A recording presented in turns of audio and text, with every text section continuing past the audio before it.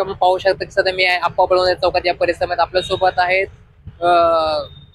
गरीब गरजूवंत पीडित महिला आपल्या सोबत आहेत। तर आपलं नाव काय आहे? वंदना नरहरी शिंदोळे। 4 तोळ्याचं गळ्यातलं गेलेलं आहे माझं मिळवून द्यावं। तरी आपण तक्रार केली होती का? केली होती ना, पोलीस चौकीमध्ये इकडं फरसपाण्याला तिकडं काय त्या चौकीचं नाव नाही येत मला, पण पोलिसांनी लय माझ्याशी अत्याचार केलाय। मी नागरी पळाले पार। तुम्हाला न्याय मिळाला का त्या संदर्भात? नाही मिळाला। त्यांनी काय म्हणायला लागले, तिला धरून दिलेली सोडून दिली या।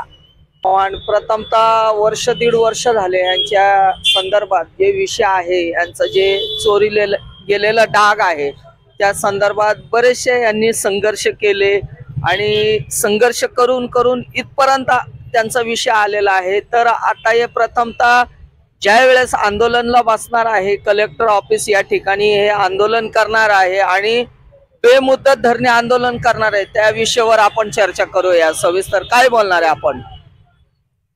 माझं गळ्यातलं गेलेलं आहे 4 तोळ्याचं। त्या पोलिसांनी काहीच कारवाई केली नाही।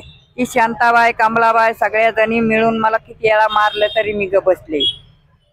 तर आता तुम्ही म्हणले होते माझ्या पेटीमध्ये तोडून कुलूप तोडून जे काय केलेलं आहे त्या संदर्भात काय बोलणार आहे आपण? ती सरूबाई आहे ना, तिने मला मेंटल मध्ये टाकलं। त्यांनी सगळ्या लोकांनी मारून हाणून मेंटल मध्ये टाकल्याच्या नंतर मला 6 महिने आतमध्येच ठेवले त्यांनी। त्याच्यानंतर तिथून सोडल्याच्या नंतर आले बघ, त्याचा दरवाजा टाळाच तोडून टाकला त्यांनी। टाळा तोडून पिटीतलं 50,000 काढून घेतले सरूबाईंनी आणि कुणीतरी ते दुसरं लॉक लावलं माझ्या भावानी। रत्न वार्ताहर तसेच वंचित सामना पुणे।